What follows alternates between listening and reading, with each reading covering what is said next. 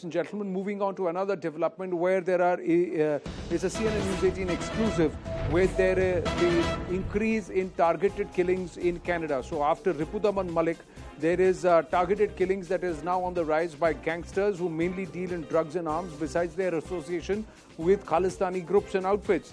And this is now happening beyond India.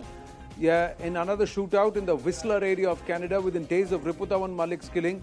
This is another killing that has taken place. 2 people have been arrested after the fatal shooting in Whistler Sunday of a gangster who lost his own brother and to a targeted hit in Vancouver's Coal Harbour last year. Now, while in Canada, the main targets are those who oppose Khalistanis or their violent activities. But in this case, now this shocking aspect now coming to the fore, where there are artists also now on the radar of these gangs who are perhaps running a little rampant in Canada.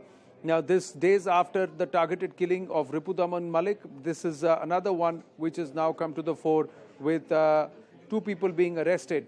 Now, those who have been killed are Meninder Dhaliwal and his friend Sat Gill. While Dhaliwal was a member of the Brothers Keepers gang, Sat Gill was not a gang member. It was Dhaliwal's elder brother Harb who was shot dead in Coal Harbour on the 17th of April in 2021.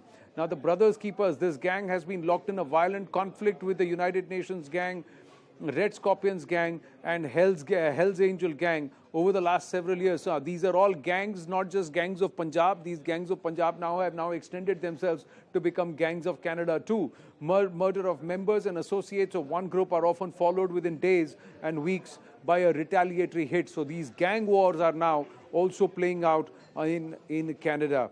Moving on from this to another big development that is coming in from Pakistan-occupied Kashmir, where the Pak army is now openly targeting civilians who are protesting against load shedding and also inflation. Pakistani forces fired directly at the homes of civilians who protested against load shedding. Just the other day, we showed you how tear gas shells were fired, and then these protesters were dragged out of their homes and they're brutally beaten down. Pathikrit Pain joins us. Pathikrit, final 2 minutes, but this is increasing there in POK, the atrocities being committed. And more importantly, there is just lack of basic facilities there. Anyway, POK has been always treated as a pariah region because it's occupied territory by the Pakistanis.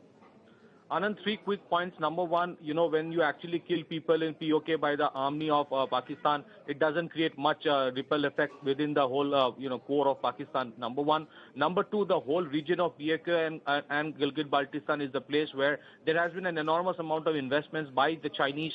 So any kind of problem in that place has a repercussion so far as how the Chinese perceive it. That's number 2. And number 3, there is an increasing voice within POK to actually dissociate itself from or secede itself from Pakistan itself and asking for at least more autonomy. These are the 3 things because of which the Pakistan deep state is a little rattled nowadays, and anything, even asking for something as basic as electricity, is resulting in shooting, because that has been the culture for a long period of time. Today it is becoming counterproductive, but this is the culture that has been going for a long time, and they're right now very much trying to do it to make sure that no noise comes out, no voice comes out, because it has an implication for them so far as Pakistan and China relationship is concerned.